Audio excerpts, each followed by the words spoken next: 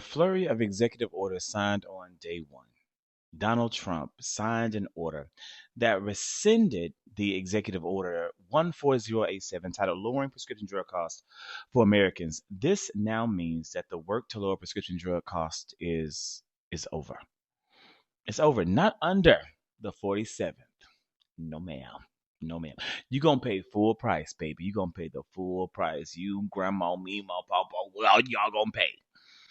The executive order, originally signed by President Biden, who some of you said didn't do enough. You said that he didn't do enough. This executive order created a Medicare drug list, $2 drug list that capped the certain generic drug prices at $2 for Medicare beneficiaries, and it created a cell and gene therapy access model to improve Medicaid access to some very expensive life-saving therapies. It also established an accelerating clinical evidence model to streamline the process of gathering evidence on new drugs, and now it's gone, immediately gone, erased with the swipe of a pen.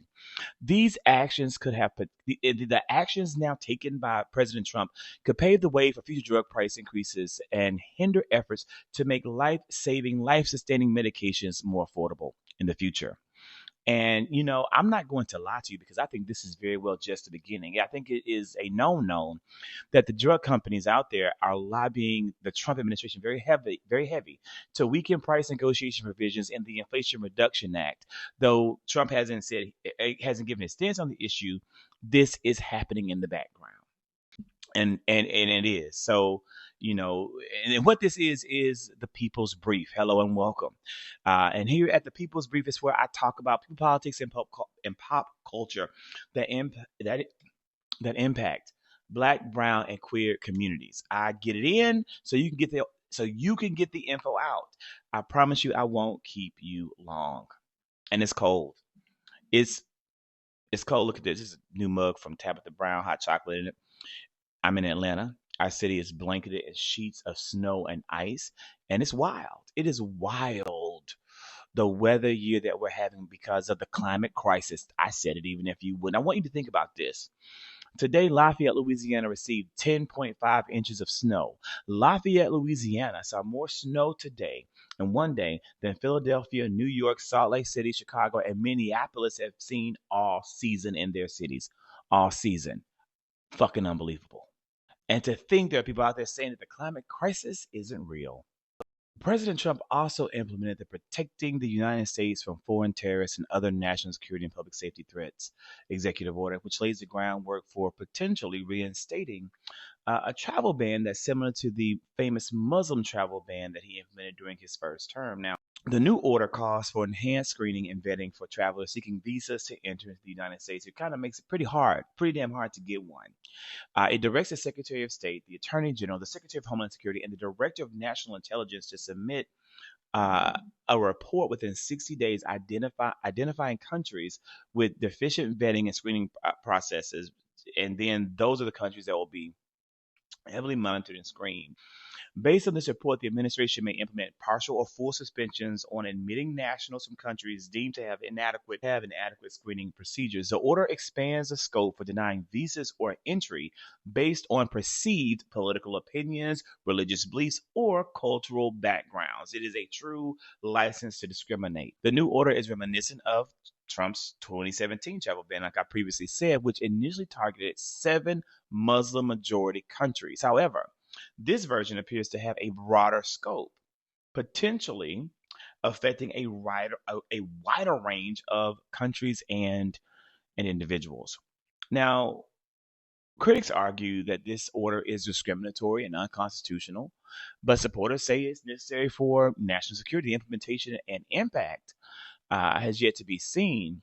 But, I would think it's going to face significant legal challenges. But again, if anything faces legal challenges, is it going to matter when the Supreme Court is conservative majority, which is beholden to Trump? It is a conservative majority that is truly beholden to Trump. I don't know if any legal action, although everyone's talking about all the legal action for all these executive orders, will matter because we know where it's going to end and we know who controls the end.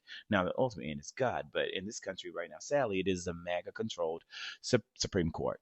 There were literally people throughout the election season who said that they were a Supreme Court voter. I'm voting the way I'm voting because I am a Supreme Court voter. I literally make videos saying hashtag Supreme Court voter, but I don't know if you saw that. I don't know if it made any difference. And, and let me be fair. If you don't know about these executive orders, don't stress because a lot happened Monday that no one saw. Like a lot happened Monday that no one saw because the ratings are in and they were bad. They were bad. Them ratings were where that Carrie Underwood performance belonged, where Melania's ball gown belonged, where Don Jr. be looking for just where Don Jr. be looking for when he just needs just a little bit of help to make it through the day. Like that's where those ratings belong. Like if they were in the trash. Every single news network had the inauguration on inauguration, like being nauseous, and all of them, and viewership was down 27% from that of the President Joseph Robin and Biden's inauguration.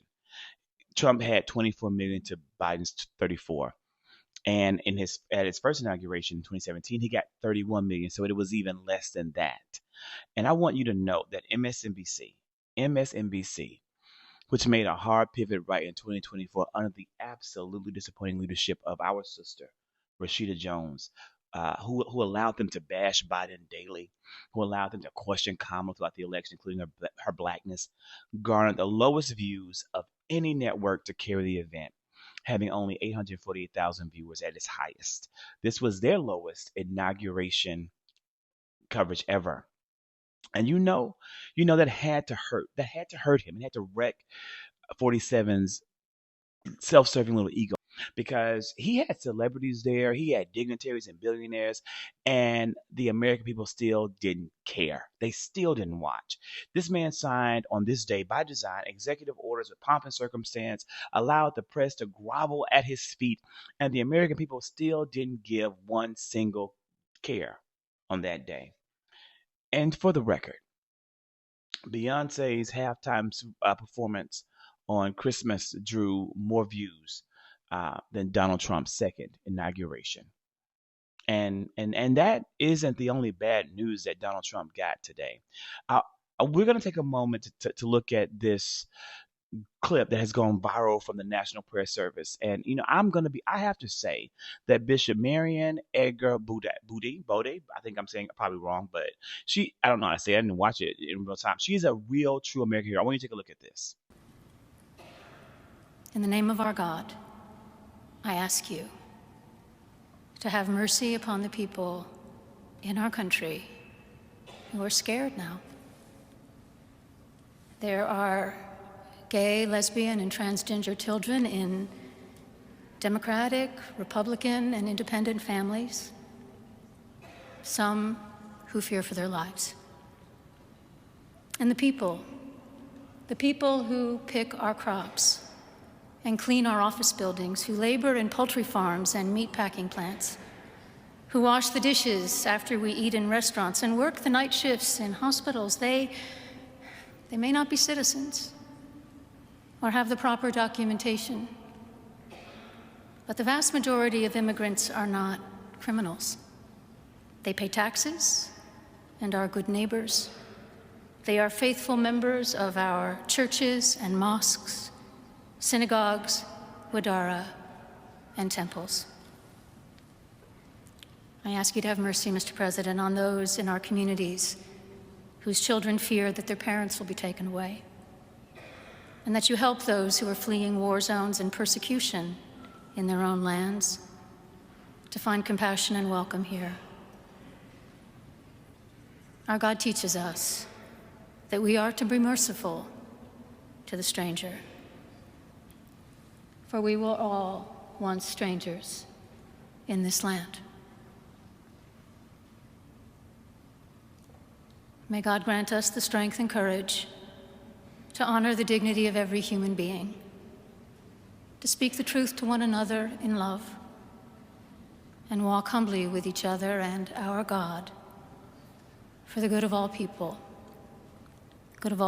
in this nation and the world. Amen. What a message. What a message. And what a way to end today's episode. With that being said, I want you to be well. I want you to be blessed. And whatever you do, keep pushing. I'll see you soon.